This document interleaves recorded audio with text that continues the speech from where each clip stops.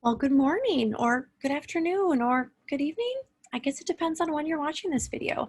My name is Shannon Denna and welcome to our virtual open house. I know all of you have come to my open houses for the last 2 years, so you've heard my spiel quite a bit, but this class is different, being that it's our independent study. So I just wanted to start off by reminding you a little bit about myself. This is my 18th year here at Fremd, and I teach AP Java and mobile apps in addition to this independent study. I used to be all math and now I'm all computer science. I have a double major, math and computer science, as well as master's in administration and education. And as many of you know, I had an internship out with Microsoft where I met Bill Gates, and I do a lot of volunteering with Ups for Downs. I sponsor and started the Life Club, and our family loves to travel in our RV.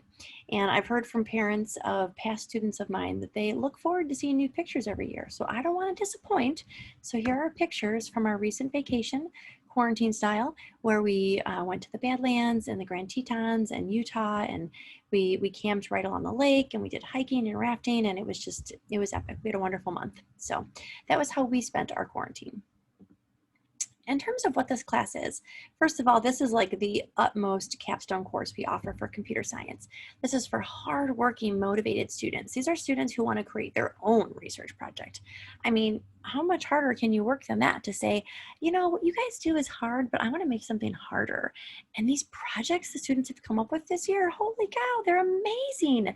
You parents should be so impressed by what your children, your son or daughters, number one, want to accomplish, but number two, that they feel that they have the knowledge to even attempt to accomplish it. Like, I'm blown away by their abilities and their skills, and also that they want to work hard enough to achieve this goal. So that in itself, I think, is amazing, and you should be proud that they are all at that point.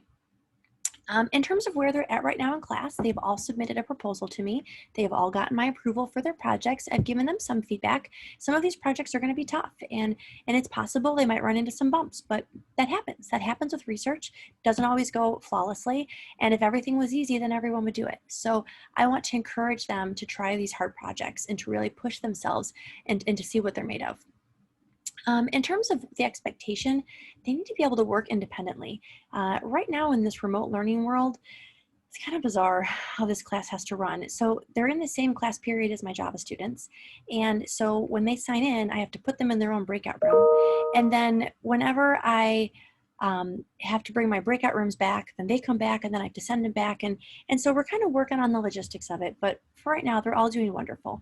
But the important takeaway is that they need to be motivated. It's not like I can watch them and know that they're doing what they're supposed to be doing in class. They need to be on top of things or they won't complete their projects. How are they graded? Well, the majority of the students in this independent study class end up getting an A. Why? Because they work hard. They wouldn't be in this class if they didn't want to work hard. I expect them to do honors quality work, and the way that their grade is made up is that they earn points.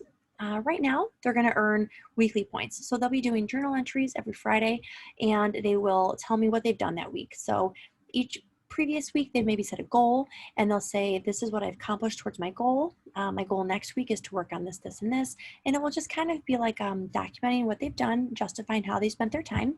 And then it will also give me a way to look back on their progress week to week. Are they making progress? And then compare it to their proposal. Are they staying on track with where they wanted to be?